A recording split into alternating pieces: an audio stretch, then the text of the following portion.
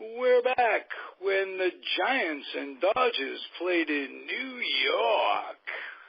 The host, Peter V. Trunk. Hello, Peter. I'm Ralph Tycho, by the way, everybody out there. Hello, Ralph. Good to talk to you. This is fun on a weekly basis, and we sure cover a lot of ground. Don't we? Yes, we do. We cover a lot of ground. Okay. We have two guests today. Yes, we're covering ground as we go. Two guests. One is a boyhood friend, actually younger brother of my best friend growing up, and New York City alum, Brooklyn Dodger fan from back in the day, and has remained a Dodger fan in L.A. I'd like to all these years. All these many years. I'm telling you. Yeah. Well, all of our teams, it goes around. It's secular. We have good years, we have bad years, unless you're a Met, and then you have very few good years. But when you have them, you have the Dodgers are catching up.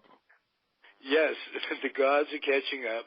But, you know, if you talk about some of the 86 Mets could have been the best team of our lifetime. The 69 Miracle Mets, we've had good years. My favorite team was 73, but that's another story. And my other guest is Linda Wilson, and Linda and Bernie. Linda, welcome, by the way. Hi. Yeah, it's nice to have you on. And I'm using this, our show, Peter and I's show, to announce a new show on my radio network, Comfortably Zoned Radio Network. And it's going to be Los Angeles Dodgers, past, present, and future. That's a working title for the name.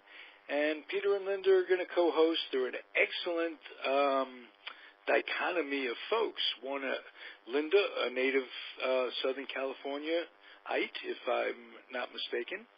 That's correct. And Bernie, of course, from New York. And I think the dynamic is terrific. And the nice part is that both of you can, and Peter can guest on their show. You guys can guest on Peter's show, because the crossover is incredible in terms of the interest from the last team in Brooklyn to the first team in L.A., and 1 year later, already they're in the World Series, which is incredible. Yes. And win it. And yes. Yeah. And I was born that same year. Oh, wow. Oh, my God. So I credit that for making me such a fan. Yeah. There you go. I Well, know I was how you 8. became it. Yeah, I was 8 when they won that World Series, and I'm like, and I saw the whole thing, growing up, even though, when they won in 55, I was too young really to remember that. But when they left Brooklyn, I saw everybody's freaking out, so, and then I saw that 2 years later, they won again. And it took all those years to win in Brooklyn. They go out there, they win in 2 years. And when it's always, year one after person's year after gain year, is they another were person's loss. We lost two teams in one. It's still a shock. Two terrific teams. If you lost one, you might as well have lost the other because of the rivalry. That's how intense it was. And the nice part is that the rivalry, if there is a nice part on one level or another, and I might add, Peter has remained a Dodger fan all these years. Am I correct? You're correct. I love those Mets, though. I gotta love those Mets. Right, and Bernie loves the Mets, and Bernie loves the Mets too. There you go. Gotta love them. Yeah. Especially this year, and I keep going back to this could be one of the greatest pitching staffs, certainly the greatest five-man pitching staff, because that's only been going on for about 25 years. But it has the potential to be the greatest five-man pitching staff in history. And potential is nothing more than you ain't done it yet. So I'm for that. But so Bernie became a baseball fan because your uncle was a famous baseball writer in New York. Not so much famous. His name was Murray Rose, and he was a boxing writer. And he got you and your brother, and through you guys, me, tickets to great seats to so many games. Everything. That we were everything. Roller derby, boxing. Yeah, we even went to roller baseball, derby. You're right. The Titans. Did you go to the roller derby? Mert and I went to the roller derby a lot. The 14th Street Armory, absolutely. I used to watch it on TV. Yeah, the Chiefs. And believe it or not, there's a Facebook page on New York Chiefs roller derby. Yeah. That's hilarious. I subscribed. Not much. All I remember is the Gannons. Mike Gannon, and he had a blonde. Gammon with M. Mike Gammon. And his mother, Judy, I guess, was her name the same, Judy Gammon, or was Judy? No, I don't think Mike Gammon. She had a different name. Yeah. There were two sets of a father and son thing, and a mother. She had a different name, but one was a mother. And one other piece of roller derby trivia, till we get back to baseball. One of the skaters on the Chiefs was a guy by the name of Bill Robinson. He was Sugar Ray Robinson's son. I didn't even know that. Yeah. Interesting. That shows you what goes on in my mind. You could say, well, there's nothing trivial about baseball, but you can't say that about roller derby. No. If I'm remembering roller derby, something's really seriously wrong. I'm blocking out other memories that I need going out of my head. And it's working quite well, I might add. And I might subtract. Linda, how did you become a sports fan? How did you become a baseball fan? Well, my dad was a big sports fan, and growing up when I was really small and really not able to appreciate the game, of course, Sandy Koufax was his favorite player, but that's the one that stuck in my mind all those years, and just actually, I live in San Diego, and so after the Padres became, Major League expansion team, our family followed them, but I think I just I kind of wanted to be a Dodger fan all along, because when I was about 13 or 14, I developed a crush on Steve Garvey. But then it went from there, where I became a serious fan, where I just really followed the game passionately, not just the Dodgers, but following baseball, mostly National League and a little bit of American League, maybe like with the Angels. But, after the DH, of course, I was, strictly National League fan as far as appreciating the game more on that level. You're a traditionalist. Yes, I'm very much a traditionalist, very, very purist, and I never really liked interleague play, other than the line one of my friends uses is that he only believes in interleague play from 4 to 8 games a year, 1 in July and 4 to 7 in October. So those are the only ones that really matter.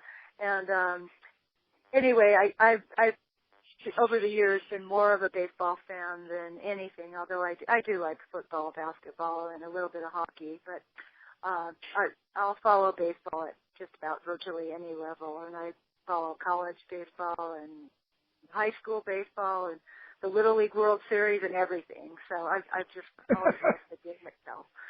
So that's me. You're in San Diego, and if you say you follow college baseball, this was the week that Tony Gwynn would have turned 55 years old. 56. Yesterday he would have turned 56, and he was just a few months younger than me. Yeah. Wow. So, great loss. There's no one I've ever talked to in baseball that didn't hold Tony Gwynn in the highest regards. Mm-hmm. Yeah, he's absolutely, just absolutely the gem of San Diego, and people, will always love him here. And I remember him when he was, at San Diego State playing both, basketball and baseball. So he kind of, grew up and became, the legend that he is right here. And it's hard not to imagine. I mean, it's hard to imagine San Diego without him, but he hasn't been around for 2 years now, and it's been a whole different time. Yeah. It doesn't hurt to win 7 batting titles or however many he won. I was a great hitter. Yeah, absolutely. I went to Cooperstown for the induction day when he and Ripken went in. Phenomenal. Wow. Nice. One of the best baseball experiences I ever had. I can well imagine. And his kid is his kid's a major leaguer, so what are you going to say? Well, Tony Jr. is technically, I guess, retired now because he is now one of the post-game show hosts on Dodger Talk. So, really? Oh, is he? We get to listen to him after Dodger games, and I didn't realize, I guess he just, hung it up very quietly because I didn't realize until they announced that he was going to be a host of the show that he was actually out of playing baseball. But that's just been this year. He's only, been back with the Dodgers for a month now. So. Well, that's because public relations in L.A., in Southern California, that's a great name. Yeah. Tell me your experience, Peter Trunk, when the Dodgers won in L.A. and what it was like for a kid to follow. Like, we had Les Kiter, the Giants fans did, and he'd do recreations of games. I don't know if you remember that, Peter. Of course I do. I listened to every one of them. Oh, really? Oh, okay. Even though it was the Giants. Just getting games. Absolutely. Getting my game fix. Yeah. And just to hear, and he'd have this little ball and a bat inside the studio. He'd make noises, and bang, it's off the wall, and boom, it's off the wall. Turns first, and he's headed for second. Here comes the throw. He beat the ball. Yeah, right. Less tighter for White Owl. Wow. Great broadcast. I hadn't thought about that in ages. Yeah. But there were no, for Dodger fans, there were no radio broadcasts. Nothing came back, if I'm not mistaken. No. For Dodger fans, it was really tough. When the Dodgers moved out to the West Coast, it was very, very tough because when they first went out there, I don't know if you remember this, you probably will, their games didn't start at 7 o'clock. They started at 8 o'clock, which meant in New York they started at 11 p.m., which meant if you were 13 years old, like I was at the time, right, turned 13, and I was. You were always a full 24 hours behind the Dodgers.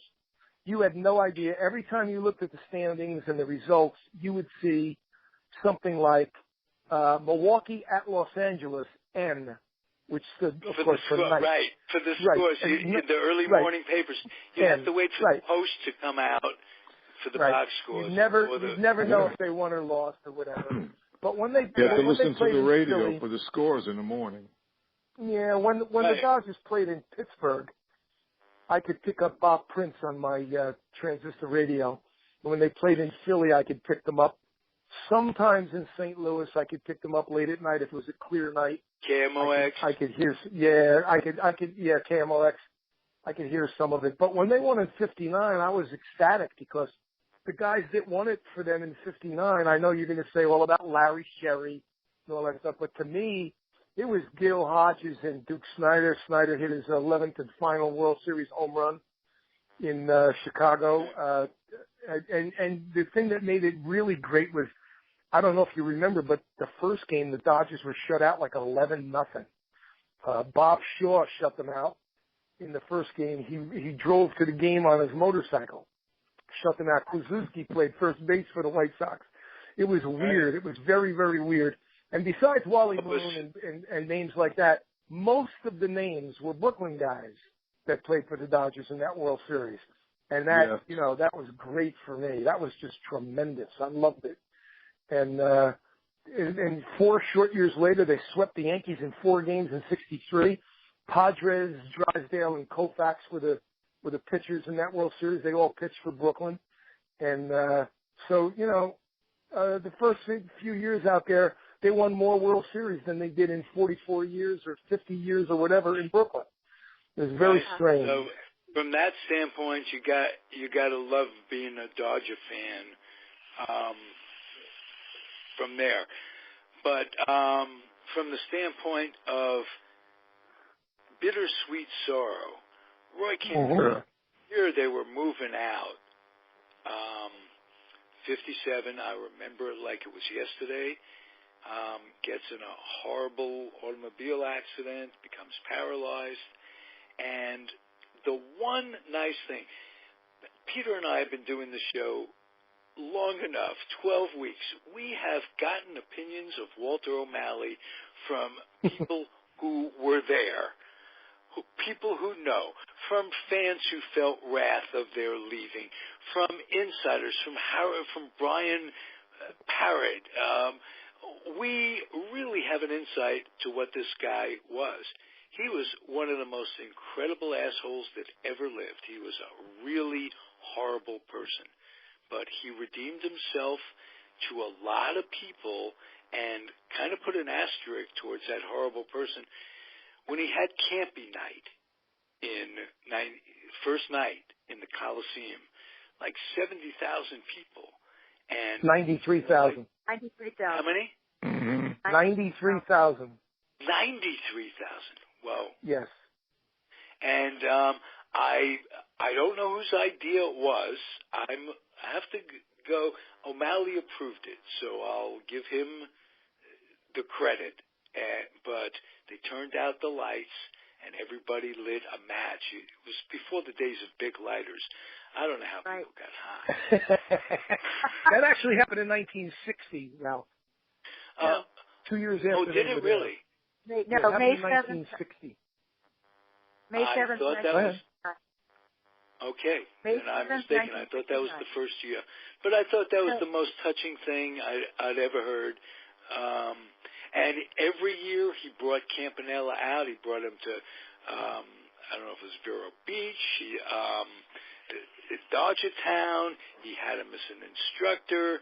He took good care of Roy Campanella. And he paid his salary, too. He paid him his regular baseball salary for about 4 or 5 years. Right.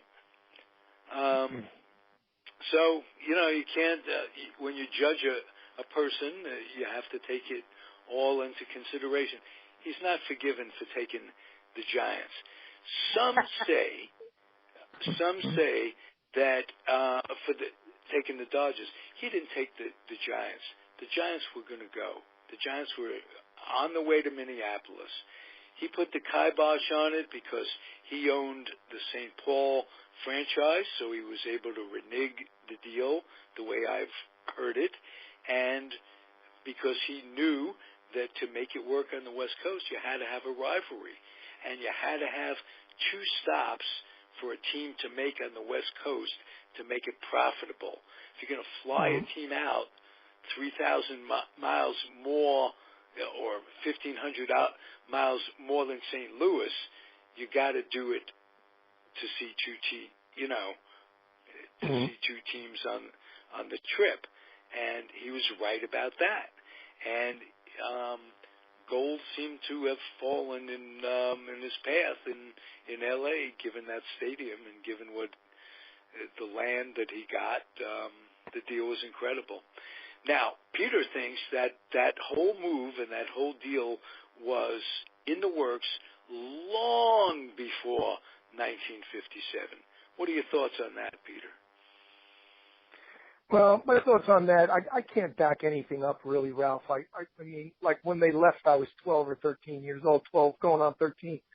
I don't have anything that I can sit down and say, look, here's concrete proof of this and concrete proof of that. But you and I have both spoken to people that were there and are a little bit older than we are, and they swear that these negotiations, no matter how under the radar they were happening long before 1957, 1958. There were stories about when the Dodgers went to Japan after the 56 World Series. O'Malley stopped in Los Angeles on the way to Japan and on the way back from Japan, and that the plan was in the works and this and that. And then I heard even before that, in 55, there was talk, and you know, way back when, we all know this to be a fact. This part is a fact that Bill Veeck is in rec. Bill Veeck was going to have a vote, an official vote of the American League teams, of the owners, on December the 7th, 1941, or December the 8th, 1941. They were going to vote on if the St. Louis Browns would go to Los Angeles. And of course, after Pearl Harbor, that was, that went under, and that never happened. But yeah, I'm not so sure O'Malley got the idea and then 6-7 months later moved. I think he got the idea years before. And what I'm interested in is, Bernie, how do you follow the Dodgers now? Are you an East Coaster? Are you still living in New York? No, I'm in Florida. I'm in South Florida. Oh, you're in Florida. Okay. So Still tough. You follow.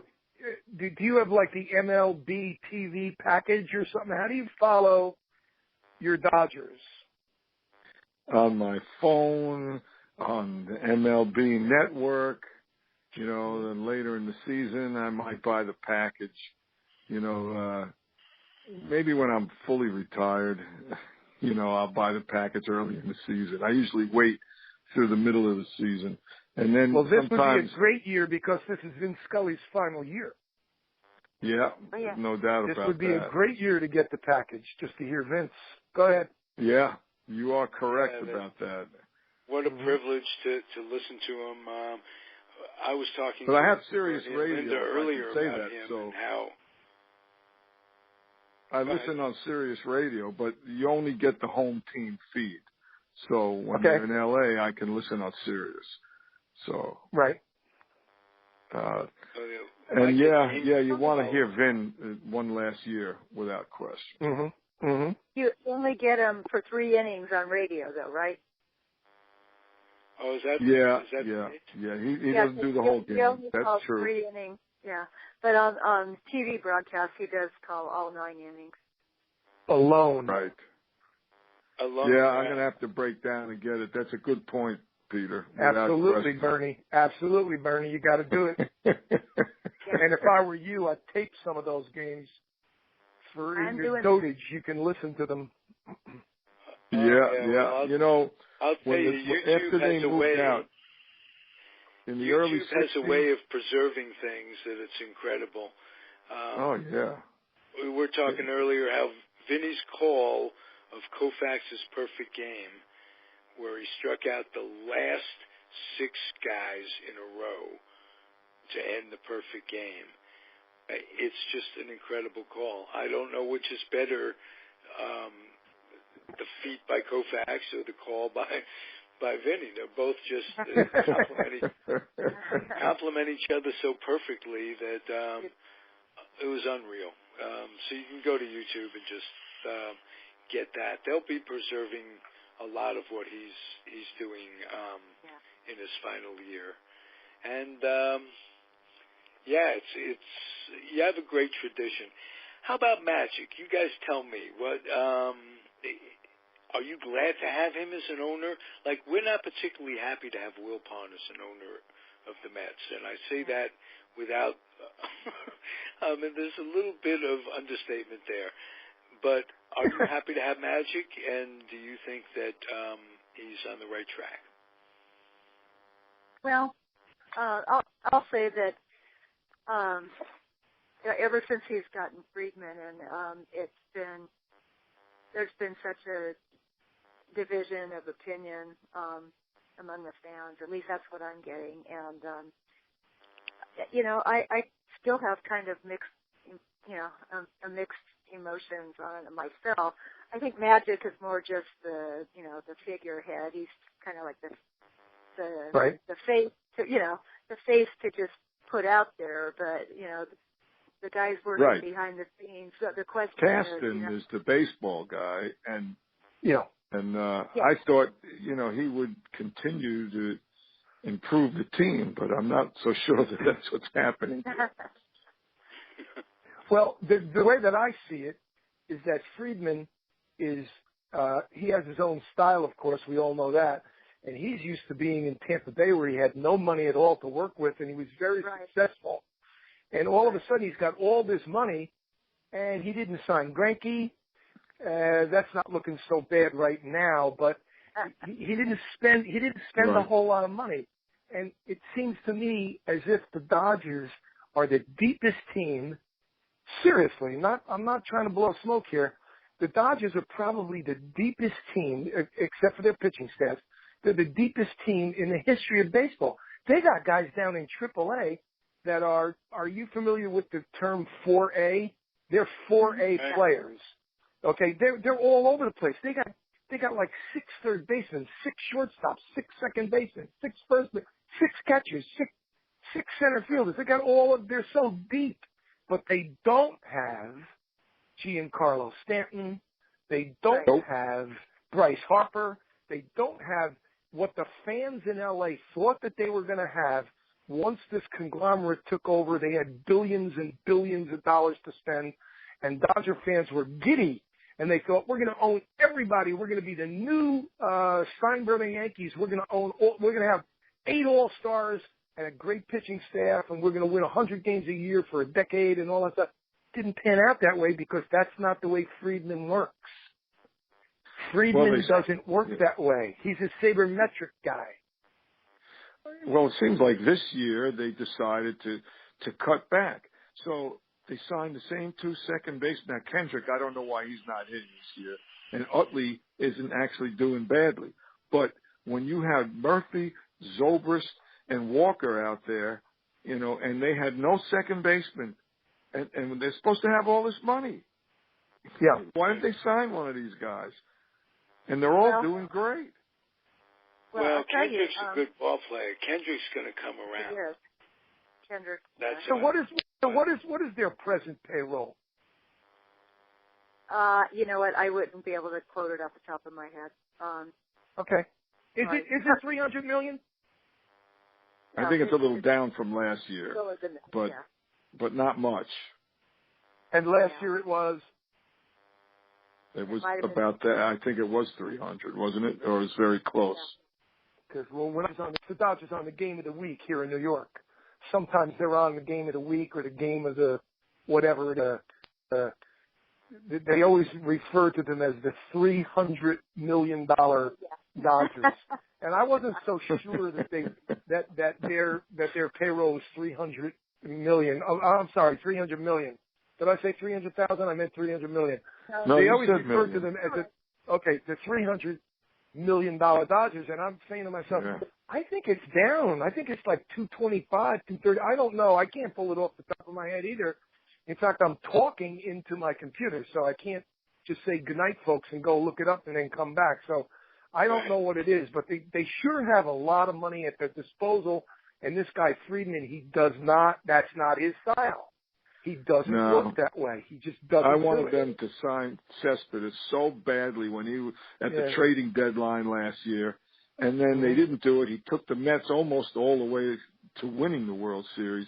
And then he's a free agent. They had a second shot at him. Yeah. And nope, don't want to spend the money. If he was in the outfield right now, this team would be 5 games in front easily right now.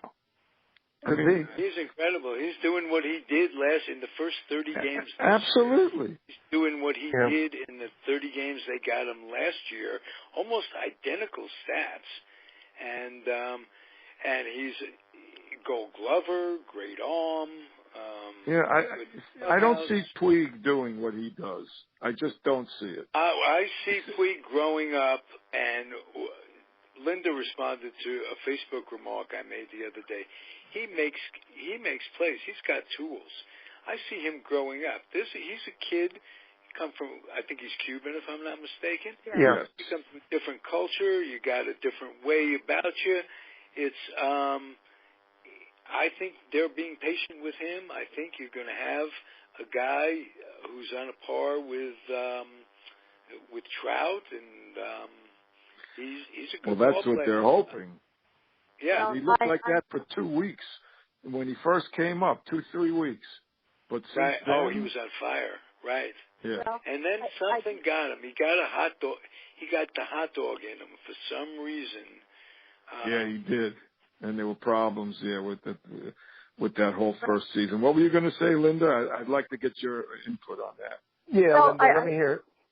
What I've seen is that, and read a lot and heard a lot of people talking about, is that Dave Roberts has really done a lot of work instilling values in him that would make him more mature. And Adrian Gonzalez has befriended him and spent a lot of time with him in the off season, and they were seen at a lot of events together in the off season. They attended not the Caribbean Series, but one of the playoff games leading up to the Caribbean Series. And Adrian is all class, and I think he has had a positive influence on him. So I think maybe with new leadership and turning the page, we've already seen signs of him growing up. First. Oh yeah, the hot dogging has stopped. I mean, but it's the hitting is that what concerns me, especially when guys are on base. He's just not getting it done. No, he's not. And his on base. Well, you were talking about the whole Dodger team doesn't seem to hit well with guys on base. No, I brought that up, when we spoke a little bit earlier, and it seems that that's been going on for a number of years. Yeah, right. Several years. What is that coaching? You think is batting coach or? That's what I'd love to get Peter and Linda's take on that because it's got to come from the organization. Well, last year, if I just get it to you real fast, last year the fans hated McGuire as a batting coach. McGuire, They blamed all of Peterson's problems on McGuire. Right. They said that he had him swinging for the fences and striking out all the time and this and that. So they eschew McGuire and they bring somebody else in. And Peterson has improved. He has improved. But their bullpen is like, oh, God. Just horrible. It's like a high school team, their bullpen, except for Kenley. But, Jansen, that is. And the rest of them, all they do is come in and throw gasoline on the fire. They're horrible. Well, everyone. I don't know why they brought back all those same guys. Why'd they bring them all back? And what I don't understand is when teams are so strong in an area and so weak in another area, and you go across country and there's another team that's so weak in that area where you're strong in and vice versa, why there aren't more deals being made? Is it all money? We used to be many, many more trades that, 6-player deals, 3-team deals, fill in holes, good deal, what they call good deals for both teams. And I don't know if it's a mistrust within baseball where general managers are afraid to deal with each other because I think the contracts are different, Ralph. The contracts themselves are different. They're ironclad in many ways. I won't be traded to this team. I won't be traded to that team. This and that. That's in their contracts. They can't wheel and deal like they used to. Good point. Well, who's forcing management to sign that type of contract, and is it in the best interest of baseball? And are they giving in too much to the unions? Remember how management always had it in their favor when we were growing up. I think the pendulum has swung an awful lot in terms of unions. Yeah, it has. Yeah, well, all the collusion and everything, it made the union super strong. Yeah, it did. Right. And, with free agency and everything, I mean, the game has changed. There's no question about that. Right. Well, if you're a general manager and you have a chance to get Cespedes, or you have a chance to get Bryce Harper or Giancarlo Stanton or Mike Trout, you almost allow them to write anything into their contract that they want. And then you're, quote unquote, stuck with them and that contract.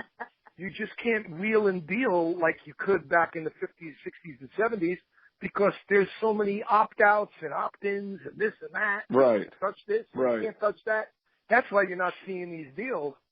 And it's really a shame that the Dodgers had all winter long, and they didn't do a damn thing for their bullpen. Nope. In fact, they didn't even re-sign Kenley Jansen. He's a free agent at the end of the year. I know. That's what I'm saying. They didn't even lock him up. They got nobody next year. If they don't have him, it's forget about it. You are 100% correct. It's amazing. We're going to have to bring up everybody from AAA. I just want to say one thing about the changes in baseball and being a traditionalist. I never thought I'd hear this. The wild card generates an awful lot of interest. When you have this many teams. Oh, that's great, yeah. It really is great, and I never thought I'd hear myself say that. In a way, it cheapens a lot of it, but you have to keep so many. You have to X number of teams involved till the very end, and it certainly does work. So some changes are good. I'll never go along with the DH. I don't care if you can't field. It'll show. They'll hit the ball to you. They'll find you with the right when you put a guy in, he can't field. The ball finds you, and can't hide. You can't hide unless you're a DH. And the other day, I was lucky enough to have Ron Blomberg on, the first DH ever. Oh, right, Ronnie Blomberg. Yeah, he didn't even ask him if he liked the DH. He liked it. He's gone through life with that idea, but he's about the only one that likes it that much. So, anyway, this has been a great show. Go ahead. I have to ask Linda and Bernie. What do you want to do with Julio Urias? Well, he's 19 years old. What do you want to do with him this year? Well, that was bring him up. One of my well, why not? Go ahead, Linda. It's very tempting that fans obviously want to see him, and I don't. Fernando was only 19 when he got called up, and that was towards the end of the season, of course. But I have a feeling we are going to see him, maybe sooner rather than later. One of the things, getting back to the comments about Friedman, I think that what a lot of fans are putting their faith in is just that he has helped to rebuild the farm system, which was being decimated kind of the last part of the McCourt era. So I think maybe even if it takes a little time, they want so much to prove that that they can build from within. Even though the point's at, y'all had that, they could have signed somebody in the off season. They could have signed a big hit. But I think if people do see that young guys like Urias come up and some of the other guys they have. If they do kind of build themselves back into the kind of teams that they used to do, homegrown talent all the way. Yep. They might, if they can contend and do that all along like they used to, fans might be more willing to trust them. But you're right. You still have to make some signing or some kind of attempt in the off season. I agree with that. Some splash, yeah. Bernie, what do you think of Urias? You bring him up? Absolutely. You bring him up and put him in the bullpen, or you put him in the starting rotation? Well, is that what he's doing? He's starting down there? Yeah, he's starting down there, but the rumor is if they bring him up, he's going to the pen. Yeah, and I wouldn't mind that. We need him there. I wouldn't mind.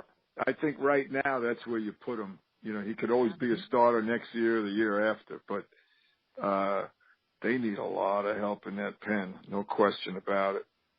And with Howell not pitching well so far, I mean, they just have so many holes. I mean, it's unbelievable. And Turner's not hitting. Nobody's hitting. No. I mean, no. Even Corey Seager's not hitting either. Nope. No. But that's have to come around. Dodger Stadium. Gonzalez is 0 for 33 at Dodger Stadium. Oh man, yeah, I know he's got in a cold slump too. But I looked some stats yesterday in anticipation of this. I mean, and I was shocked because I hadn't been really looking at the team stats that much. Utley is leading the team in on-base percentage. Utley. I mean, he's 37 years old. He was signed as an afterthought. That's not a good sign. Right. No, it's not. Definitely not a good sign. Although I do have to say, I'm impressed with what Utley has done. Considering what he did last season, yes. I'm impressed that he's had a really good start to this season. Absolutely. And the way Kendrick was hitting, I know you got to play him to get him out of his slump. But, I'm surprised they didn't play him a little more. But Kendrick's starting to show signs of getting out of it, so. Right. I mean, how he's did a they good work hitter. it with Kendrick and Utley? Well, Utley was really just supposed to kind of be the backup. And, maybe they'd switch Kendrick around, give Turner a day off and things like that. With all the injuries, they even put Kendrick out in left field. Oh, really? But, I mean, Crawford's not hitting. Nobody's hitting. They had four left fielders on the DL at once. Yes. Wow. Yeah. Van Slyke's still out. Van Slyke's still out, right? Ethier's out. Ryu is still out. When the hell is Ryu coming back? Yeah, well, that's the one I want pitcher. to see back. I really do. Well, they need him desperately. Yeah. Every time he gets close to coming back, he has a setback. Yeah. That's not good. But nobody seems to know. I know. That hurts. Yeah, it really does. It really McCarthy does. will be back before him at this rate. If the Dodgers had if they moved Maeda up to number 2, and if they had the old Ryu back, you could see a great top 3 starting pitching. Mm-hmm. Right. And I think that Maeda is more than filling in for the loss of Greinke. Well, he's great. He's been doing great so far. Yeah. Great. Yeah. Really has been pitching very well. Yeah. Very well with a 1.66 ERA. Yeah. Exactly. Yes. He's a professional pitcher. He knows what pitch to pitch and when to pitch it. I mean. He reminds me of the Yankee guy, Tanaka. To me, he looks like a carbon copy of Tanaka on the Yankees. Yeah. Yeah. Yeah. I've been impressed with him. It's just unfortunate. I mean, I didn't think Casimir was a good sign. Certainly not for the money, but he's been just horrible. Yeah, he's terrible. Wood, same thing. Yeah, yeah. Wood, I'm not sold on Wood. Yeah. Not at all. No. So they anybody down in the farm that you guys like who's got a bullet attached to him down low that you've been looking at? I mean, well, besides Julio Urias, there's a right-handed pitcher named DeLeon. Am I saying his name correctly? Yeah. He's supposed to be really good too. I mean, really good. He's rated way up there. So they have pitchers in the minor leagues. Who knows? Yeah, Zach Lee just unfortunately never really seems to be what they want him to be, which is a shame. Well, if they can get back to developing players the way they used to, we might be looking at a pretty good near future, but it's still yet to be seen. Absolutely. Yeah. Now, who's to me, the Dodgers. Who's that first baseman, the young kid that obviously couldn't make the team because he's a first baseman? He's like one of the top rated in all of the minor leagues, but I forget his name. Yeah, and I'm drawing a blank on the name too, but I know who you mean. Yeah. Yeah, I saw him playing in spring training. He looked great. To me, the Dodgers have too many guys like Trace Thompson every year, and I'm not putting a knock on Trace Thompson, but they have like 4 of them on their team every year, and they're like a guy, like if he was forced to play every day, he'd hit 10 home runs, he'd drive in 48 guys, and he'd hit 247. But they got like 7 of those guys in their system. I don't know what the heck it is, man. It's just, where did all of the big sluggers go? Where did the Hanley Ramirez's go? And the guys that they were lights out. They were hitting balls like laser beams and stuff. They're all gone. Turner could be washed up. It could be over for Turner. He's got a horrible knee. Horrible. Maybe. He doesn't. Maybe Sager. Maybe, I'm saying with a capital M. Maybe Sager is phony. Maybe he's just been talked about so much and his brother is so good that we're expecting him to be the next, really great ball player. Maybe. But, and Kendrick, although they're pros, put a fork in both of them. They're gone. And after this year, Gonzalez is going to be over the hill. And if Puig doesn't work out, you got a lot of problems on that team. Catcher doesn't hit for average. AJ doesn't hit for average at all, and yet Kershaw needs him to stay there to catch him. And they just got a lot. I just have to wonder if Turner's hurt, because the last 2 years he was great. And in that series against the Mets, they couldn't get him out in the playoffs. Yeah. If anybody else would have hit, and then it went 5 anyway. I mean, and if they didn't let that run score with that stupid play, and unfortunately it was the rookie's fault, the game was 2-2. They still could have taken the Mets out, but they couldn't get Turner out. I wonder if there's something wrong with him. I don't understand. He finally hit a home run, but he only got 1 home run and 6 RBIs, and he's hitting 250. I don't get it. That's not the Turner I watched for the last 2 years. Yeah, he must be hurt. Ralph and my brother, they were going, he never did this with the Mets. It didn't matter. He was unbelievable. But I don't know what's going on this year. Yeah. I don't know. Well, think if you were the Braves and you had the Uptons and Hayward as your outfield. And look what happened with that. All that potential that is gone. Those guys were a little overrated too, though. Weren't they? Yeah. Right. That's true. Well, that's true. They were both. But here's the one thing that we haven't talked about, if you don't mind. Okay. And think about it. We all go back a little ways.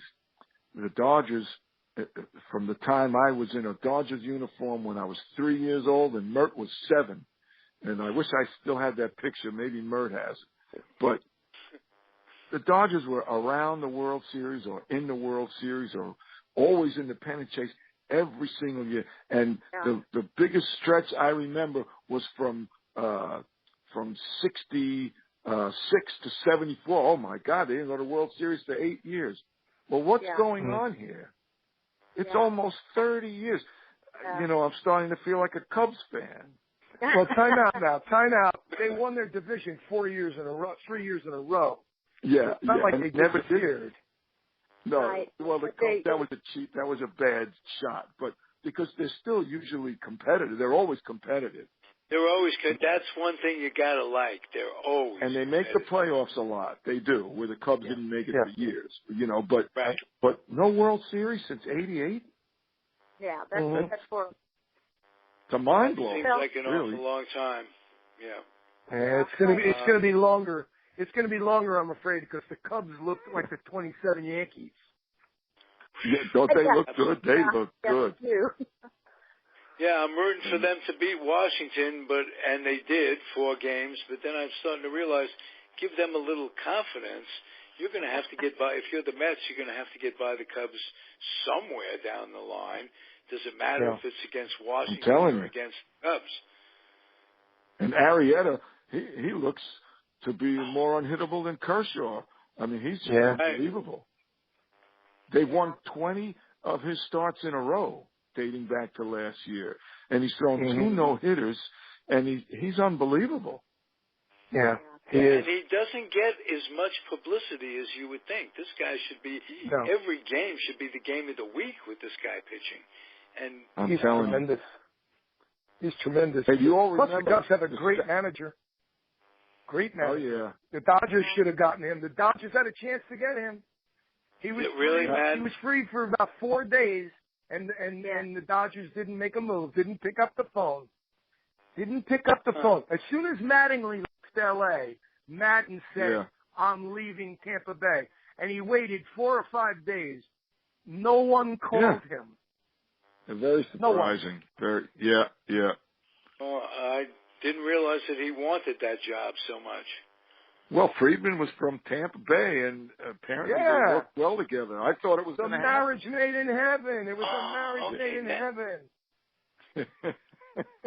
And let me ask Linda. I mean, so who put the kibosh on that first? Before you ask. I don't know.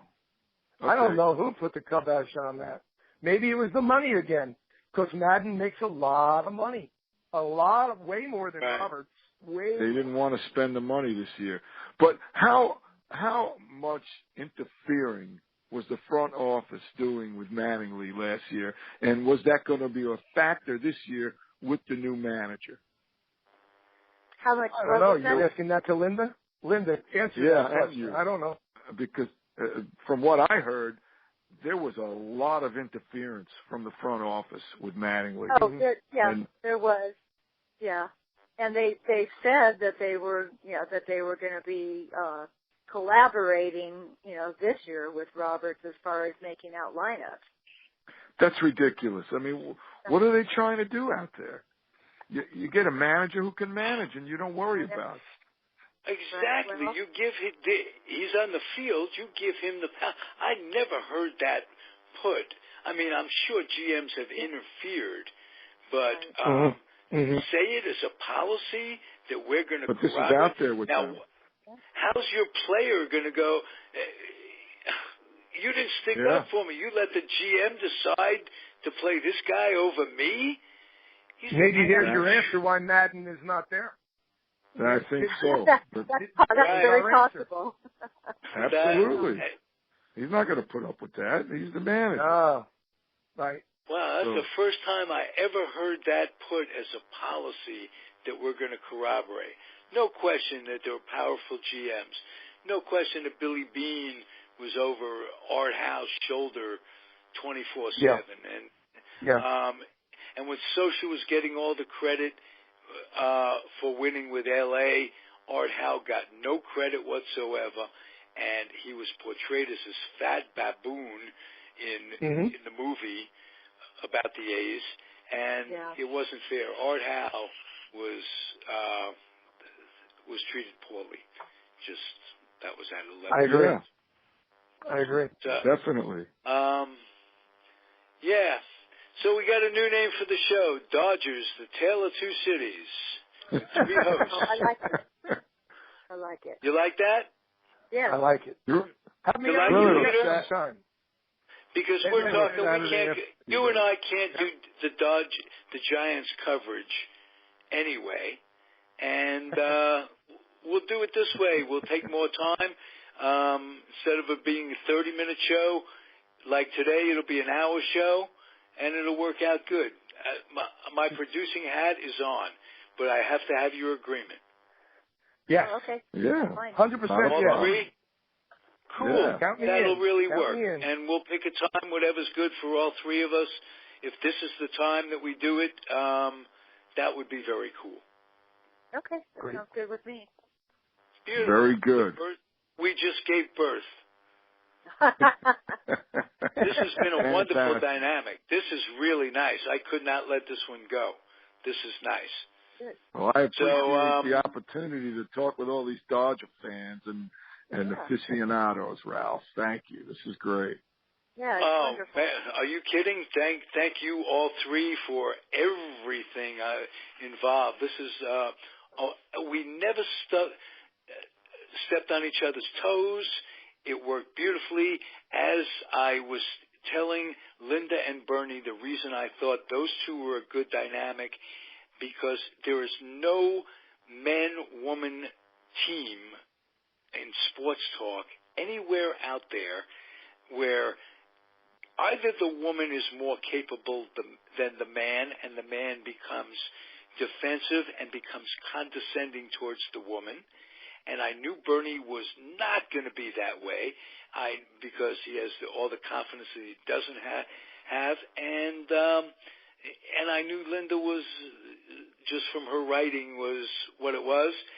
I'm so pleasantly surprised at the dynamics of the three of you guys that we gave birth tonight. It's wonderful. And we're coming up on an hour, so it's easy time, and we don't have to stretch. And we can get a lot of guests that would be good as bring back Brooklyn Dodger memories and L.A. memories as well. And we could talk to people about both. And I think it's great. I'm very excited. So thank you, guys. We're going to end it, and we'll see you next week, same time, same place. And everybody's happy, am I right? Thank you, guys. Thank you for listening out there, and I'm just going to tell you to hang in there. And we'll catch you on the flip-flop. Thank you, everybody. Adios. Okay. Good night. Bye. Bye-bye.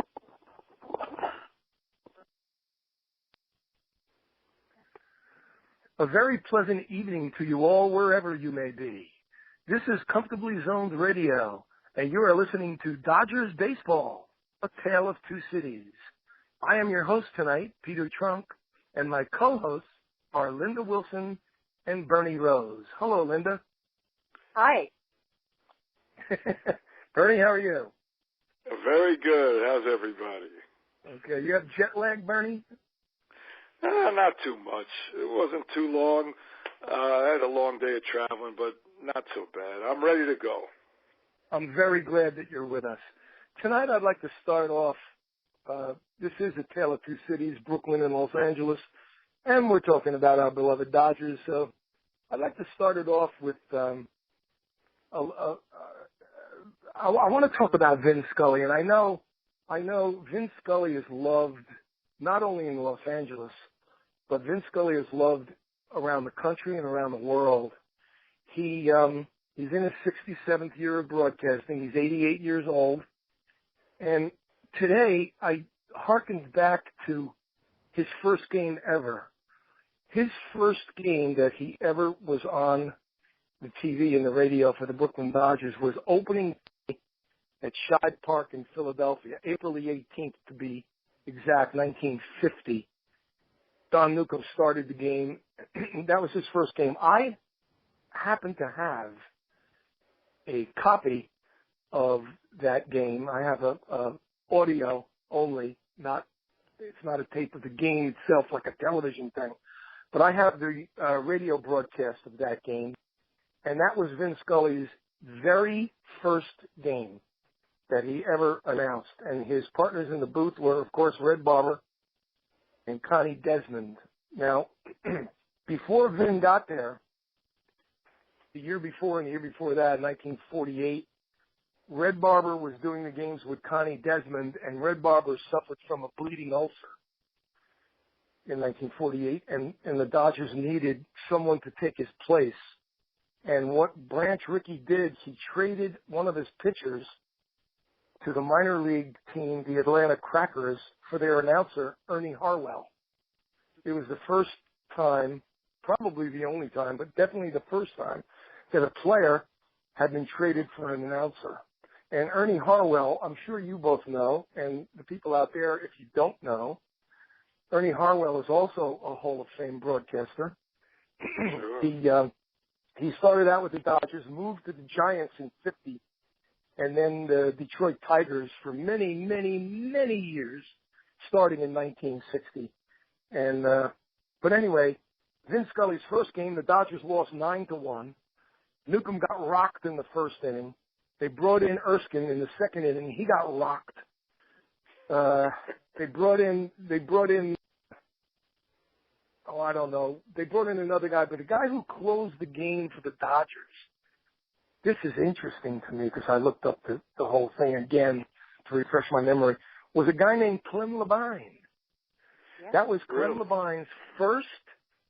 That was his first appearance in the major leagues and his only appearance of 1950. That opening day, he was sent back to the minors and didn't appear in a Dodger uniform until the next year, 1951. But anyway, Vin Scully, like I said, can't say enough about the guy. He's an icon. He's just absolutely fantastic. I don't know of anyone who ever said a bad or negative thing about Mr. Scully. And I would like one of you, or I'd like both of you, I'd like one of you to start off, perhaps ladies first. We'll go with Linda, with her memories and, well, not really memories. It sounds like he's gone. He's not. He's very much alive and very active. But I'd just like Linda. What's your take on Vin? Well, obviously you can't. There aren't enough superlatives enough for him, and I can remember him from my childhood on the radio. Of course, back then radio was prevalent, and just be everywhere you went. Car radio, go to the beach, whatever. Vin Scully's on the radio, and now he only does 3 innings on the radio, but he does simulcast with TV for those 3 innings. He does the full 9 on TV, so I'm fortunate to be able to get him all 9 innings, and I have no idea, just like so many other people have no idea how we're going to handle it after this year. It's not going to be Dodger baseball. It's not the same. True. Bernie, you want to add anything? Oh, sure. Well, it's after 67 years, it's going to be different. I do like Charlie Steiner, but Vinny, he's an institution. I remember back in the day when the World Series would be on NBC, and they would always have the guest announcer for at least 3 from the team's participants. And, when the Dodgers were in the series, I couldn't wait to hear Vin because I was in New York. And the Dodgers were not there anymore. We couldn't get to hear him a whole lot. And also, there was the game of the week. And there were a few years, if I'm not mistaken, that he was involved with that as well, along with Kurt Gowdy and Tony Kubek. But so whenever I got a chance to hear him, it was also a chance to see the Dodgers, obviously. Maybe that came first, but it was one and the same. And I couldn't wait. Ever since I was a kid, and you're talking about 1951, the year I was born. So, I remember when the Dodgers left Brooklyn and how everybody was all crazy, but I don't really remember hearing Vin until later on, and they were already in L.A. But you would always hear the superlatives. Everybody always talked about Vin, even when we had Mel Allen in New York, and everybody loved Mel Allen, and he was great in his own right. But everybody always talked about Vin, and now, all these years later, and it's still great to hear him every week, every day. Now I don't stay up till 1, 2 in the morning every night, but I do watch. Yes. I went to bed last night at 10 after 2. They lost 7-6. Yeah. But that's another I know. That was a rough one.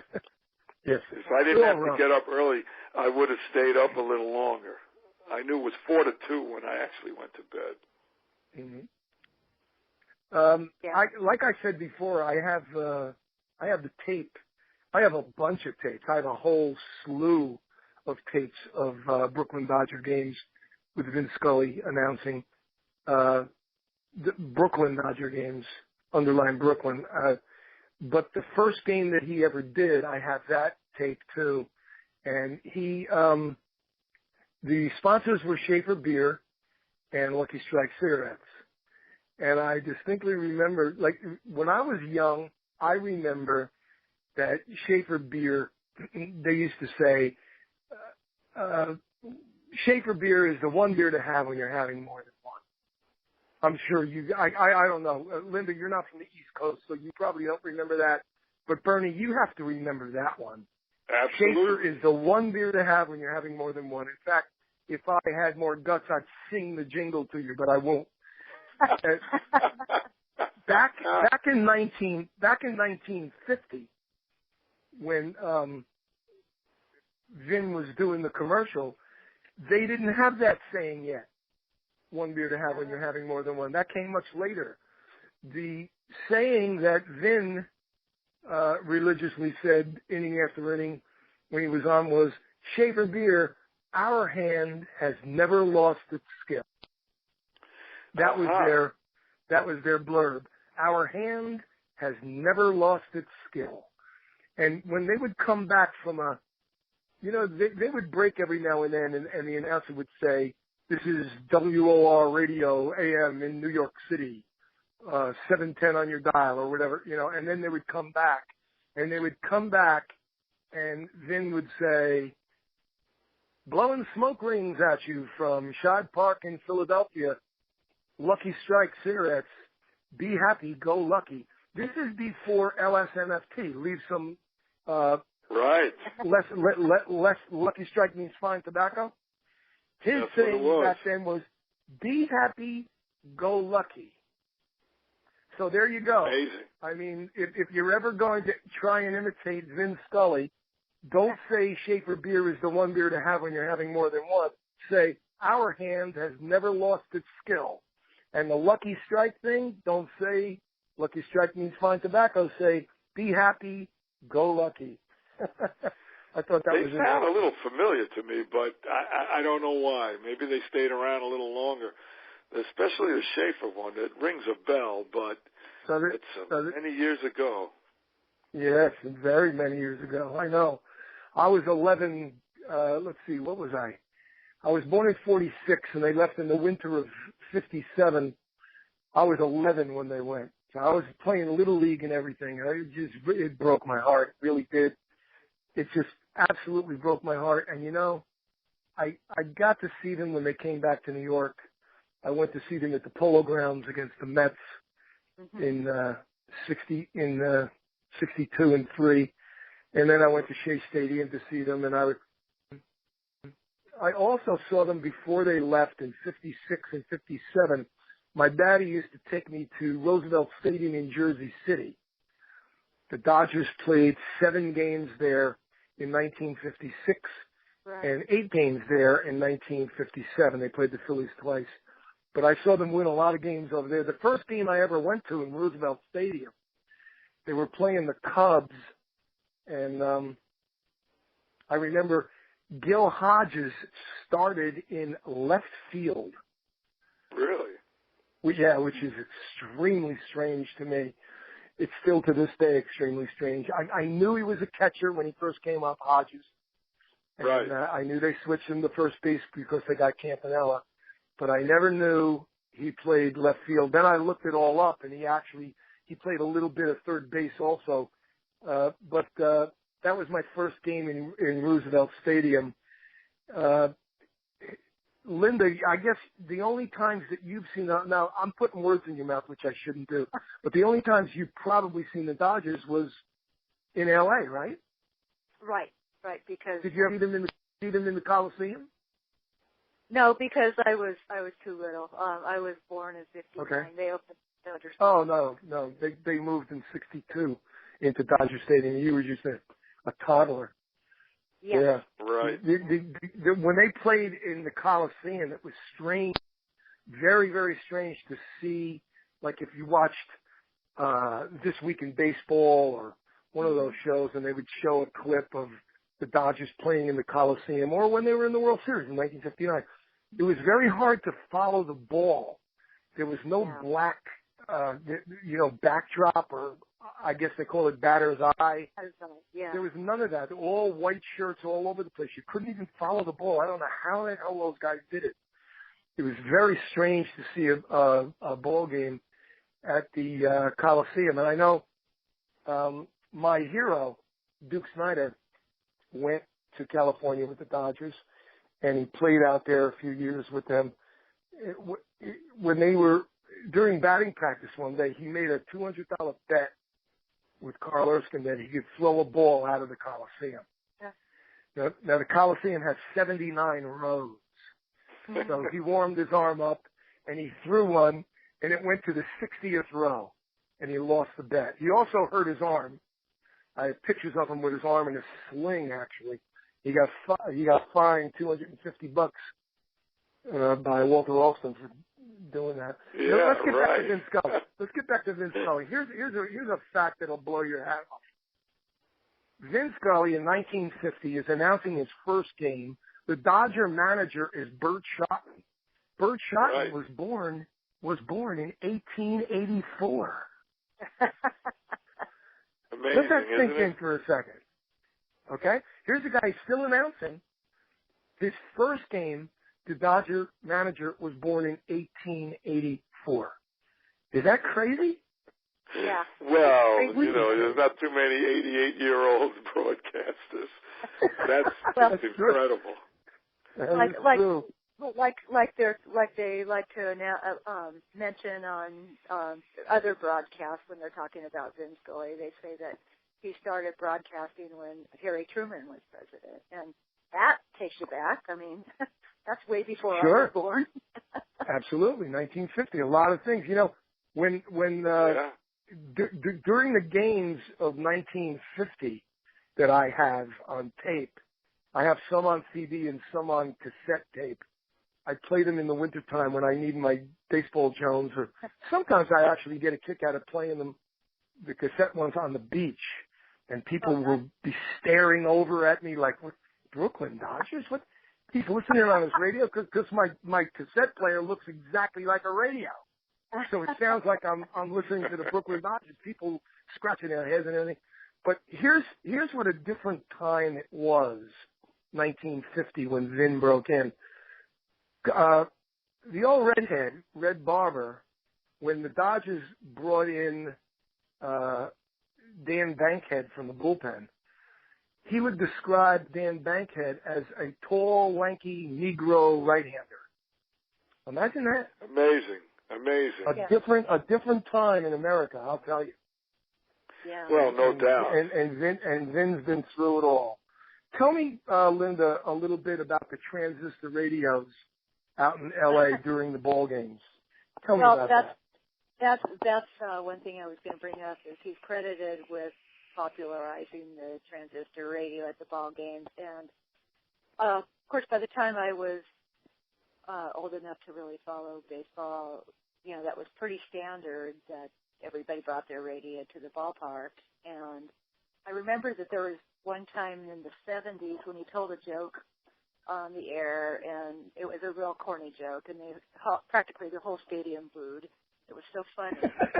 And if you didn't listen at that time, you wouldn't have known. But everybody was listening, so they knew what the booing was about. It might have made the umpires wonder, but it was always, you could hear his voice wherever he went in the stadium. People had their radios on, and it's not really like that anymore, I guess, because of technological changes and all that. But in the 70s, it was very, very noticeable when you walked throughout the stadium. You could hear his voice everywhere.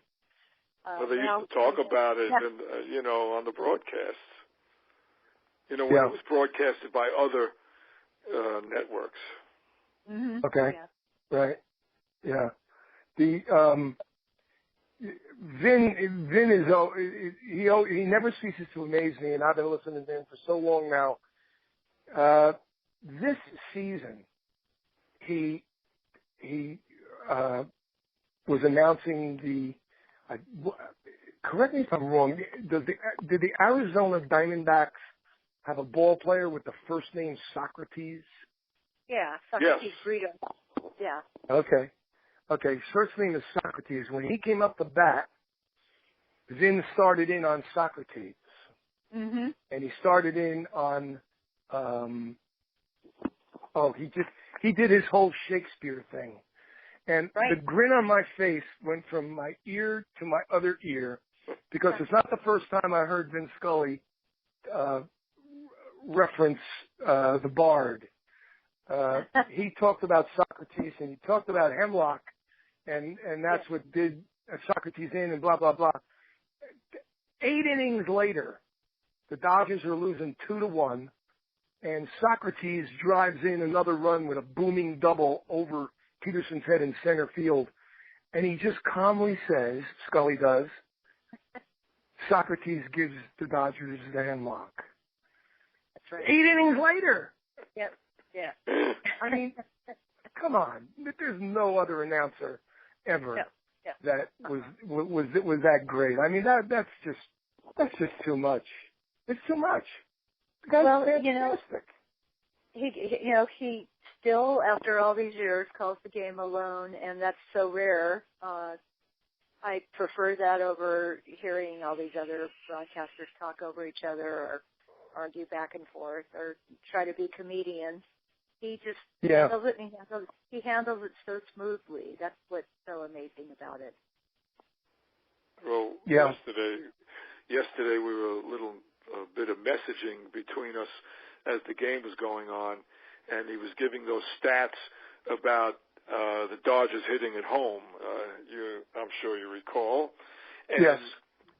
You hear a lot of baseball announcers, and they're experienced. They have people telling them things, and I'm sure they all do something similar to that in their own way. But just the way he delivers it, the way Vin delivers it, it's just amazing. And you sit there and you go, this is unbelievable. Not only are the stats unbelievable, but it's just unbelievable how he lays it out there for you. And, he's one of a kind. Rick Monday also announces out in L.A. Linda, I'm sure you know that. Yes. Rick Monday played for the Dodgers for a while. He said that he played. Rick Monday said he played in the major leagues for 6 years, but it wasn't until his 7th year when his mother heard Vin Scully say his name over the radio that she realized he was actually in the major leagues. How's that? Oh, that is something. Isn't that something? Is that validity or what? Yeah. Monday has a bunch of stories about Vin Scully, as I'm sure all the other announcers do. And one of them is that Arnold Schwarzenegger, Kobe Bryant, Magic Johnson, it doesn't matter who it is, if Vin Scully comes in, everyone turns to Vin Scully. Vin Scully's a bigger star in L.A. than those names that I just mentioned. And he's the man. He's the man. Well, that's amazing. That the comment about Rick Monday's mother reminded me that when Tony Gwynn was still playing for the Padres, he was interviewed once by the Dodgers on not by Vin, but by one of the other broadcasters on their pregame show, and he made a comment about how it never dawned on him that he had really made the major leagues until he heard Vin announce his name too. So obviously, Tony Gwynn said, it hit him when he heard Vin Scully say his name. That's great. Yeah, it is. It is. Yeah. And here's a guy. How does he remain so humble? Oh, I don't know. Everybody's shooting kudos at him, and they want him. they're already putting it out there. The commissioner of baseball and others are putting it out there that they would like Vin to drop in at the All-Star game and do an inning, drop in at the World Series if the Dodgers aren't a participant to do an inning, and he refuses to do that. He said, his words, I'm paraphrasing now, I don't want to put myself out in front of the game. Right. The game should always be out in front of me. Right. That, to me, that's a humble man. No question. It's like, well, when you go to the stadium, when I've been at Dodger Stadium after the games, a lot of people will wait by the press box for him to come out and see if they can get an autograph. But he has a driver that whisks him right to the elevator right after they leave the press box. And so anyway, but people just stand there just to see him, and it's almost like royalty passing by. You know, he's real. Mm-hmm. He's right there. He's within a couple of inches of your face. You know, it's that's pretty exciting. Yeah, it's amazing. How does he stay humble? Well, yeah. Bernie, have you ever been to Dodger Stadium? Once. I can't believe it's only once. Ago? How long ago? 1971. Oh, okay. It was probably late summer. I was doing a cross-country trip. I think we talked about this a couple of shows ago. And I saw Ralph up in Sacramento, and then we went to Candlestick Park, and we saw the Dodgers beat the Giants 9-1, and it really was a sign of the times. It was right before Willie went to the Mets. He was already getting old. He was running down a ball in center field. He fell flat on his face. And, you know, and being a Dodger fan, I was still, this is a terrible thing to see that. Yeah. Willie, one of the greatest that ever played, you know. Yeah. And that was a shame. And then we hopped down the road and went to Dodger Stadium, and we saw Seaver shut them out 6-0. Wow.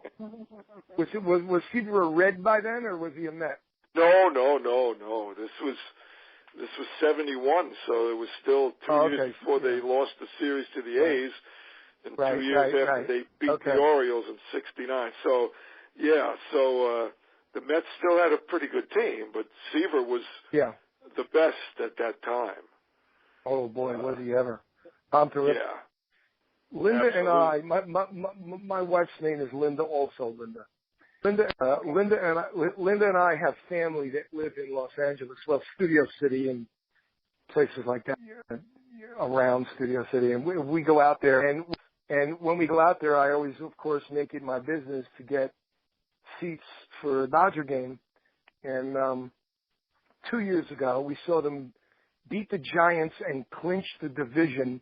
Kershaw beat Baumgartner and also hit a triple. Also, Clayton Kershaw hit a triple, driving some runs. And then the second time we went was the next year. We saw them beat the Colorado Rockies, and we sat 4 rows behind Yasiel Puig's sister and mother. Oh, okay. No kidding. Yeah, Yasiel Puig's sister was wearing a man's white undershirt with all the Dodgers autographs on it. Oh. Wow. I thought that was pretty cool. I thought that was absolutely cool. But I had to remain faithful. Both games I went to, I wore, the first time I wore my Jackie Robinson flannel, and from 1955, and the second game I went to, I wore my Duke Snyder flannel from 1955, and I also wore both times my Brooklyn hat, not my LA hat. Nice. So nice. I got in some really nice discussions with people sitting around me and stuff, and you'd be surprised.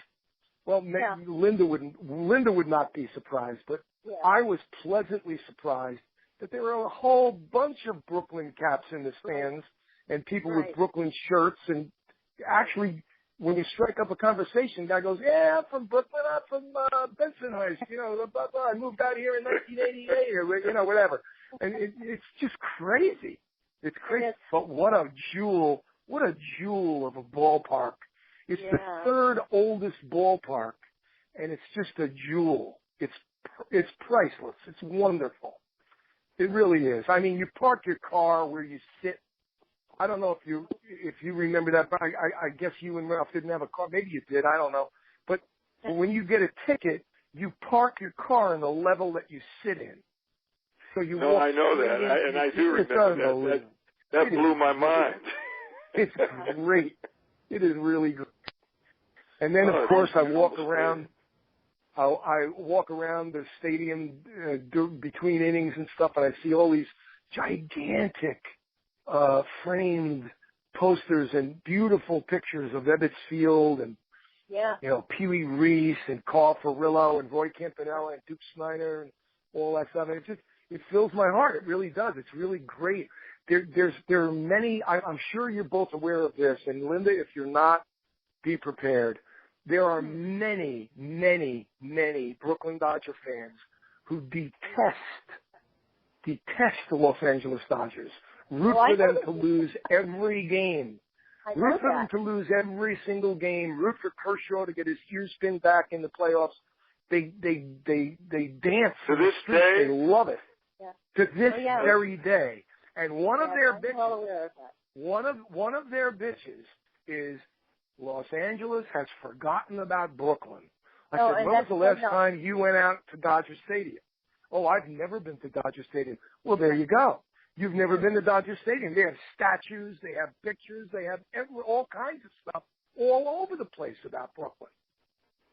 They just refuse. They refuse. They refuse. No, they don't want to hear it. They were beloved, though. I mean, you have the Yankees and all their history, and the Giants, and they had, winning history. Obviously, they were the bums all those years. They couldn't get to the World Series. There were no playoffs, and then they finally started getting there in the late 40s or early 50s, and they couldn't win, and they were the bums. And maybe, Peter, you're in New York, right? So, it was the same thing. The Mets were so bad for their first 8.5 years, and they were beloved as well. It was almost just like the Dodgers, but the Dodgers were even more. And even though I was only 7 when they moved away, I remember that the city, was in shock. It was total shock, and I guess I could understand it to a point, but you stayed a Dodgers fan. Well, you know what? Obviously. I fell in love. I'll tell you what, the Dodgers move broke my heart. I said this on a previous broadcast. I didn't know what the Dodgers, because we had no internet. We had nothing like that or cable TV. I didn't know what the Dodgers did for a full 24 hours after their game ended. It would just say at LA and then N in parentheses, night. And I was always 24 hours behind the Dodgers in 58, 59, 60, 61. 60. Right. Now all of a sudden the Mets are born. And not only are the Mets born, but Gil Hodges is playing first base. So I start liking the Mets. And I start going to Met games and watching them and becoming a Met fan. So as we speak, and then in 1967, I forgot to tell you this, in 1967, I took a trip up to New England and went all kinds of places. And one of the places I went was Fenway Park. And I just couldn't believe it, because what did I see when I walked into Fenway Park? I saw Ebbets Field. I saw the short, instead of the short right field fence with a big high wall, I saw a short left field fence with a big high wall. I saw the same ballpark. It was like, oh my God, I started, Years later, when my wife and I walked into the Vatican, when we were over in Italy, we walked into the Vatican and we looked up, and my wife, our jaws open and stuff, and she looked at me and she says, "What do you think of this?" And I said, "It ain't Fenway Park." Fenway Park is a religious experience to a baseball fanatic. I'll tell you that right now. So right now, you know what? I spent a summer in the back bay up there, and I never. I wish I could have gone to a game. I should have, but I was involved in a whole music thing, and I didn't really have time. The fans up there are very much like the Brooklyn fans of old. They're extremely rabid fans. They are the only ones that can call their ball players bums or no good or whatever. If you're a Yankee fan and you say somebody's a bum on the Red Sox, you're in for a fight. It's just like that in Brooklyn. And they all speak with funny accents, not Brooklyn accents, but funny accents. They got a B on their cap. I mean, there's a lot of stuff. There's no place to park. The stadium is right in the middle of a residential, whatever, or businesses and stuff. It lends a lot to the old Brooklyn Ebbets Field vibe. At least it did to me. So to answer, here it is 10 minutes later, I'm going to answer your question when you said, well, you remained a Dodger fan. Here's what happened to me. When the Dodgers left, I couldn't follow them. And so I became a Mets fan. Then I visited up in Boston, and I said, okay, here it is. And my American League team is the Red Sox. My National League team is the Mets. Then all of a sudden we had internet and cable TV. I got back into the Dodgers. So right now I'm a Dodger fan. I'm a Met fan. I'm a Red Sox fan. Now your next question is, who did you root for in the '86 World Series? Well, I rooted for the Mets because they were the underdogs to me. And when the Mets play the Dodgers, I just fill up my beer and I lie on the couch and I watch. And I listen to Vin Scully or who's ever doing it. Maybe it's the New York feed, so I listen to the Met announcers. And I don't really. If somebody hits a home run for the Mets, I'm happy. If somebody hits a home run for the Dodgers, I'm happy. The best scenario for me is a 4-game series where they both win 2, or a 2-game series where they both win 1. I don't really care like that. In the playoffs last year, I was rooting for the Mets. I was just going to ask. I was rooting for the Mets. Yeah, and I have to be honest with you. Really? For the Mets. I did. I rooted for the Mets against them. I couldn't believe it, but I had to go with my heart. And my heart told me, the Dodgers are this big machine with all this money and everything. This is just like for the month of October. They have all the money and stuff, and the Mets, they got ripped off by Bernie Madoff. They don't have any money. They'll never be back here again. I got to root for them to go as far as they can, and blah, blah, blah. So I rationalized like crazy, but that's where I stand right now. So as I sit here talking to you wonderful people, number 1 and number 2 and number 3, I'm a Met, Dodger, Red Sox. If that could be one word, that's who I root for. I know it's silly. I know it is. Well, anybody but the Yankees, almost to me. I can't. Anybody but the Giants. Anybody but the Giants. Yeah, I know. You said that on one of your messages last night. Yes, I did. I saw that right before I signed out for the night. I saw that. We've had to deal with that 3 of the last 6 years. I know, and this is another even year. Right, they're all it's another going even crazy. number year. That was always one of my favorite things, was that all these years had gone by, and the Giants had never won the World Series. It only got there 3 times in 40, 50 years. I always loved that. And now, this is really a terrible thing. The Dodgers haven't been there in almost 30 years, and they have to win 3 times in 5 years? The world is upside down. Yeah, I know. That's horrible, horrible. Well, going back to the Dodgers versus the Mets. Go ahead. You mentioned about how you thought of the Mets as the underdog team and how they'd been ripped off by Bernie Madoff and all that. Well, don't forget what Dodger fans went through with Frank McCourt, because that was a real devastating time for us. That was very, very difficult to go through. Yeah, it got worse as it went along. The more I read about that, I couldn't believe it. It was like Housewives of Orange County or something. It was, I mean, between him and his wife and all the affairs and all the money and all the ripping off of this and the fraud and the conspiracies and it was almost like it was a novel. It was almost like it wasn't even real. That was horrible. It was like a soap opera, and they had a lot of their sites at the time devoted to covering every little angle of that whole mess, called DodgerDivorce.com. Uh-huh. Yeah. Yeah. Wow. It was just so nice to be able to turn the page, and 2013 was the first full year that the new ownership group had their own team out there. So it's so nice to be able to turn the page and put that in the past. And the Dodgers went to the playoffs 3 years in a row, but the money they were putting out, that wasn't good enough. No. I have a quick question. Well, what do you think? What do you think of Dave Roberts? Go ahead. What do you think of Dave Roberts as a manager? I'm not sure yet. Yeah, it's too early to tell. And I'm wondering if they're still interfering, and that's why Mattingly left to begin with. They were interfering. Yeah. I don't understand that. You hire a manager, you let him manage. Nobody interferes with Jim Leland. You know, I mean, nobody interferes with all these big-time managers, and nobody should interfere with the Dodgers manager. But they are. And I don't think I like the front office. I don't think I like anything about it.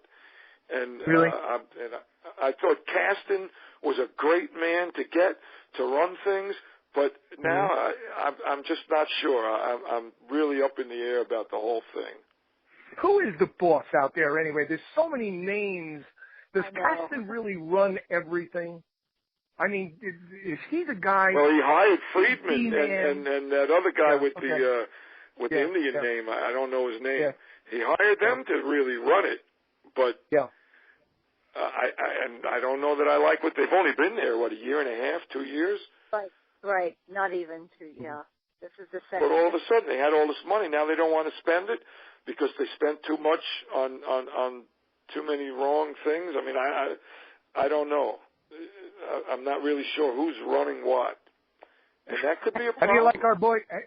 How do you like our boy Trace? Oh, hey, I'm liking him.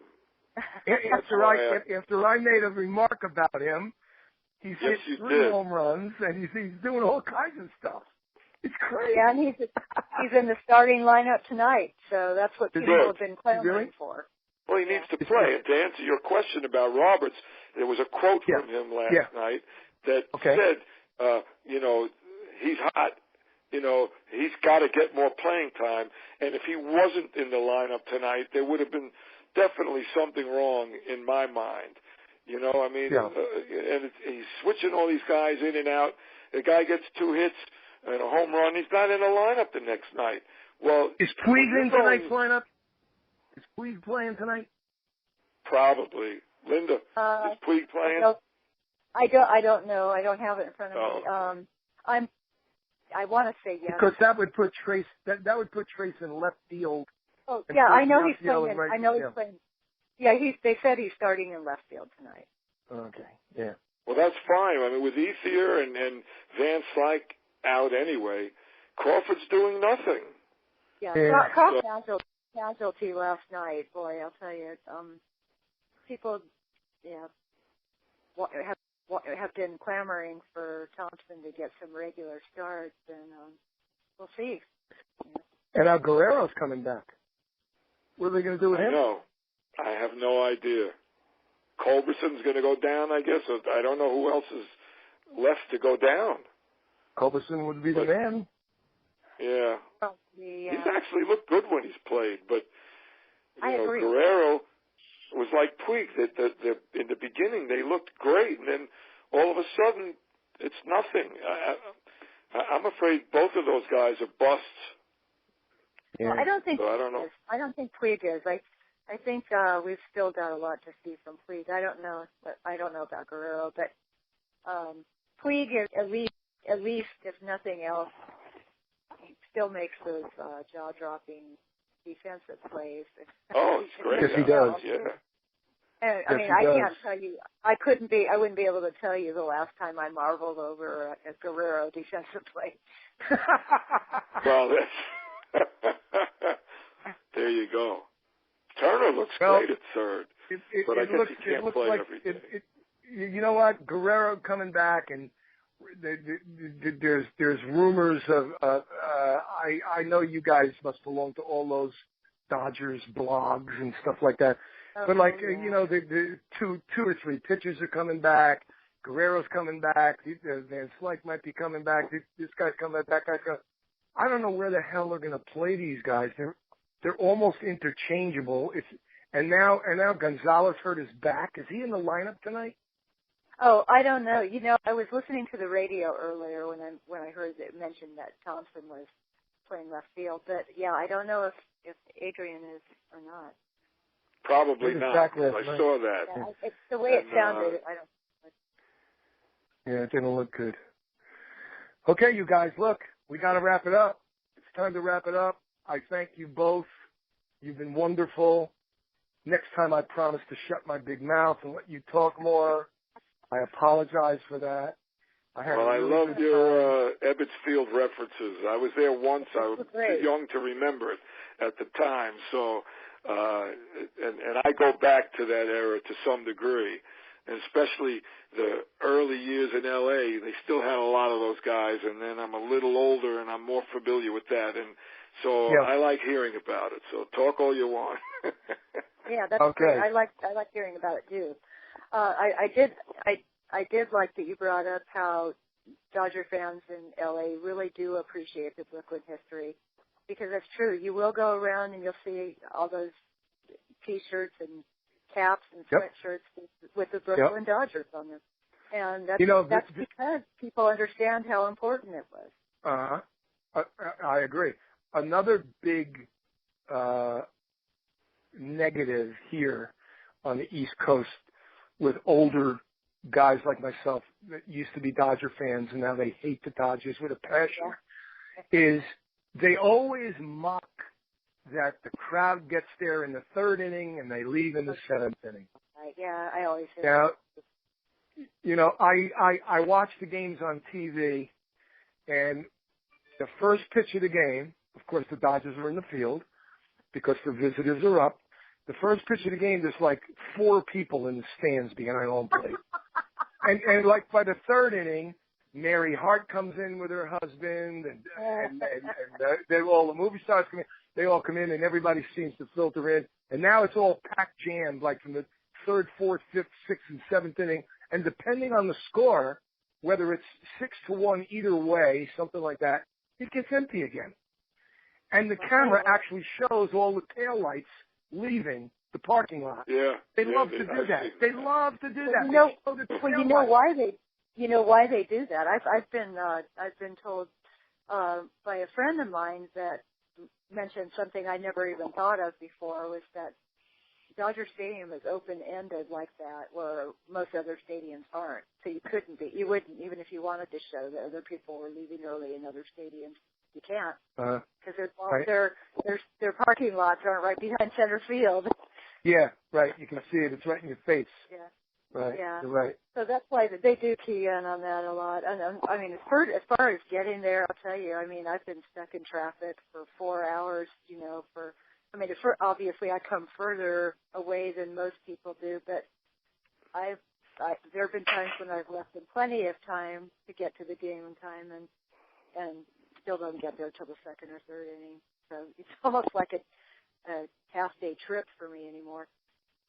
Really? But yeah, I'll tell you, this has been, it's good to hear about the old Ebbets Field stories, and I like that. I've heard a lot of the stories from other friends that keep sharing them.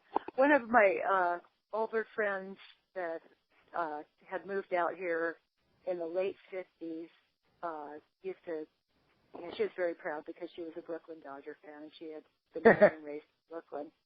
And she used to say, when she knew that I was an L.A. Dodger fan, she said, well, you're an L.A. Dodger fan. And I said, no, actually, I'm just a Dodger fan because I like both the L.A. and Brooklyn Dodgers. There you go. Yeah. And there you go. You just have to leave it at that. And so anyway, she said to me once, she said, well, I was so bitter after they left town. And I said, well, why? You left town. Yeah. She moved out here, and she moved out here the year before they did. Okay. So funny. That's funny. I finally got her to go to a game at Dodger Stadium in 1999, and she rooted for the LA Dodgers. She said she thought she would never do. She said she thought she would never do that, but she did. The Los Angeles Brooklyn Dodgers. Yeah, that's right. The Brooklyn Dodgers of Los Angeles, as the joke was. It's better than the Los Angeles Angels of Anaheim or whatever it is they're calling. Oh, my God. Oh, give me a break with that. Right. Oh, God. Okay, I hate to break it up, but we got to go, fellas. That's good. Gang. That's good. Gang. That's good. And I thank you. Fun night once again. And yes, it was. And we will see each other. Well, we won't see each other, but we will talk to each other again shortly on messaging and all that stuff. But we'll be back on the podcast next week. And think about what you want to talk about tomorrow. Next week, we can't talk about Vince Scully every single week. So think about something that you would like to bring up, and we will we'll chew on it, and we'll see what happens. Great. Okay? Wonderful. And Right. listen, if either one of you ever get a chance, I don't know how you would get one, but if you ever do get one, if either one of you get a chance to go to Fenway Park and see a baseball game, go. Yes. Okay? And then tell me if you don't get Edwardsfield vibes, because I'm going to tell you right now, you're definitely going to get Edwardsfield vibes in that ballpark. Okay. It's crazy. Sounds great. Crazy. Okay. Good talking with you. Good night to both of you. Yep. You too. Have a great week. Bye. Bye. All right. Bye.